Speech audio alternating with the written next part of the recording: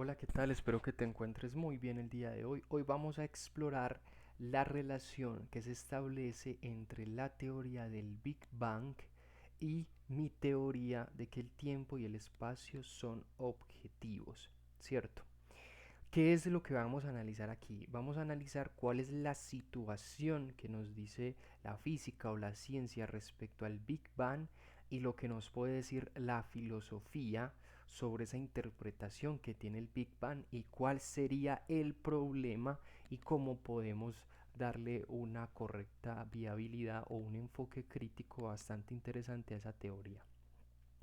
Quiero que partamos de que la ciencia y la física nos dejan en un problema con respecto a este Big Bang, que muchas veces, digamos, esa duda de las personas, esa duda que les suscita lo que dice la física, y es que había como una especie de punto inicial, como una especie de origen, como una especie de principio, como de elemento básico, ¿cierto? Del que se desencadena lo que existe, ¿cierto? Como que de acá se da lo existente, ¿cierto? Que se da el tiempo y el espacio, ¿cierto? Ellos lo llaman, desde la ciencia, lo llaman una singularidad. Pongamos aquí grande para que se vea. Singularidad, ¿cierto? Singularidad. Hay que poner ese nombre para que se entienda esa relación directa con la física o con la ciencia misma. Ellos dicen, había una singularidad a partir de la cual un punto muy denso, algo así, o una masa muy densa, podemos imaginarlos pues algo que queramos, pero para que nos hagamos una idea, y que a partir de ahí, que a partir de esto se da el tiempo y el espacio mismo, ¿cierto? A partir de esta singularidad se genera el tiempo y el espacio. Pero este enfoque de la ciencia ignora que las personas con sus opiniones son curiosas, son seres humanos, ¿cierto? También, y los mismos científicos saben que hay algo que ahí no cuadra. ¿Qué es lo que no cuadra? La siguiente pregunta. Entonces, ¿de dónde provino? O sea, ¿cuál es el origen de la singularidad? Esta singularidad, ¿cierto? Esto que se dice el primer elemento, ¿cuál es el origen de esto? ¿De dónde vino? ¿Cierto? Cómo la gente se puede preguntar, o la gente se pregunta, incluso los mismos científicos, cómo es que esta singularidad surge de la nada, es decir, está en la nada, ¿cierto? Siendo nada, a la vez está siendo una singularidad, es decir, está haciendo algo.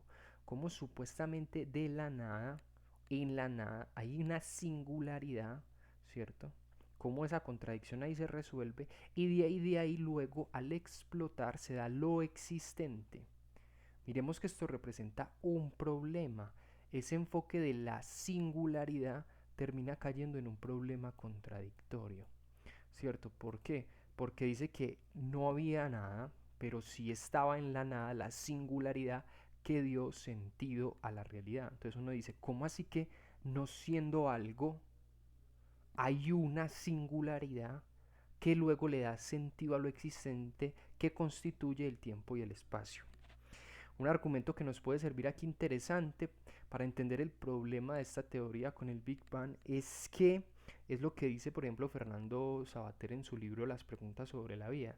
Dice, ¿esto por qué entonces explotó cuando explotó? ¿Por qué no explotó antes o después para generar la realidad? O sea, ¿por qué la existencia tiene los años que tienen y no tiene más o menos años? ¿Por qué esto explotó cuando explotó? ¿Cierto? ¿Por qué esto estaba en esta situación? Esto es algo que la ciencia, los mismos científicos parecen pasar de largo, y es que esto no puede estar en la nada. ¿Por qué? Porque aquí ya estamos viendo que es algo. ¿Y qué es ese algo? La singularidad. Es decir, de esta nada no puede surgir algo porque ya estamos diciendo que es algo. ¿Y qué es ese algo? La singularidad, ¿cierto? Entonces, una manera de corregir este problema con la singularidad, es decir, que nos intenta hacer creer a nosotros que en la nada, en esa supuesta nada, hay a la vez algo que es la singularidad y que no siendo nada es algo y que además crea el tiempo y el espacio, para salir de este enredo, para salir de este problema, es decir, de cómo explicar que en no siendo nada hay algo que sería la singularidad, ¿cierto? Es decir, de cómo llegó entonces a esa singularidad, ese algo que no explica esa situación del Big Bang, esa inquietud que permanece en la física y en la ciencia. Lo que podemos decir ahí para solucionar ese problema es que ya esa singularidad es o existe. Esa es la obviedad que está pasando de largo la física y la misma ciencia. ¿Qué es lo que estamos viendo acá? Que hay una singularidad, es decir, que es y en dónde es, en el tiempo y el espacio mismo. ¿Por qué esta singularidad no puede ser anterior al tiempo y el espacio mismo? ¿Por qué? Porque ya es algo, es decir, ya está existiendo en el tiempo y el espacio mismo. Explota cuando, en un momento determinado, no explota antes o después, como dice Sabater. Explota cuando explota, pero explota siendo en lo existente, en el tiempo y el espacio. Es decir, la determinación fundamental de la realidad en este caso, ¿cuál sería? Que esa singularidad hace parte del tiempo y el espacio objetivos ya, ¿cierto? Que no tienen una fuera, porque no hay una fuera del tiempo y el espacio mismo. El tiempo y el espacio son lo que son con sus diferentes fenómenos, ya que si pensáramos una fuera, es como si estuviéramos diciendo que acá lo que no es, sería, y eso no tiene sentido, porque estamos diciendo si hay una afuera de lo que existe, de lo que es, de todos los fenómenos, ¿qué sería ese afuera? Sería lo que no, supuestamente no es, pero lo que no es algo. Entonces no hay una afuera de ese tiempo y espacio. El tiempo y el espacio son lo que existe, son lo que vemos. Entonces esta singularidad, ¿dónde está situada? En el tiempo y el espacio mismo. Es existiendo como singularidad que se permite explotar, que se permite desencadenar muchísimos más fenómenos propios de la realidad.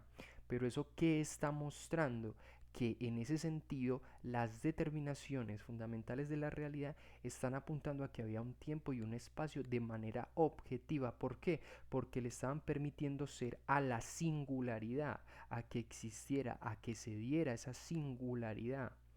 Eso sería lo fundamental, ya que si decimos que no es así y decimos que la singularidad existía antes de lo existente, vemos que eso cae en un problema contradictorio. ¿Cómo así que la singularidad existía? O sea, ¿cómo así que la singularidad estaba, como por decirlo así, en un lugar que no era un lugar? Eso no tiene sentido, no se puede dar. ¿Cómo así que la singularidad existía en lo que no era existente? No, no tiene sentido. Lo que hay que decir es que en efecto hay una singularidad. Sabíamos que hay una singularidad. ¿Y dónde se dio esa singularidad entonces? En ese mismo tiempo y espacio con los diferentes elementos que permiten que se desenvuelva ese tiempo y espacio, como en este caso la singularidad misma. Ese algo está en donde, en el tiempo y el espacio. No hay algo más afuera de esas cosas que ya son. Ya ese tiempo y espacio, digamos que representa la totalidad, es demostración de sí misma por el modo en que opera, ya que pensar una afuera de ese tiempo y espacio mismo no tiene sentido. Entonces la singularidad, digamos, desencadena un montón de fenómenos, pero estamos viendo acá que no creó el tiempo y el espacio, sino que ya eran, porque le habían permitido ser a la singularidad. Es decir, la singularidad era en algo y explotó en algo, y si lo hizo antes o después, lo hizo en el tiempo y el espacio mismo. Así que esa determinación fundamental de la realidad es que el tiempo y el espacio ya eran, con sus diferentes elementos, como en este caso la singularidad. Entonces aquí ya se corrige esa pregunta de que qué había después. Vemos que no había nada, no había nada antes, más bien porque ya el tiempo y el espacio eran. En ese sentido se corrige ese problema que ha generado el Big Bang, de que entonces cómo era que esto que no era a la vez era, y ya vimos que más bien lo que ocurre es que el tiempo y el espacio siempre han sido.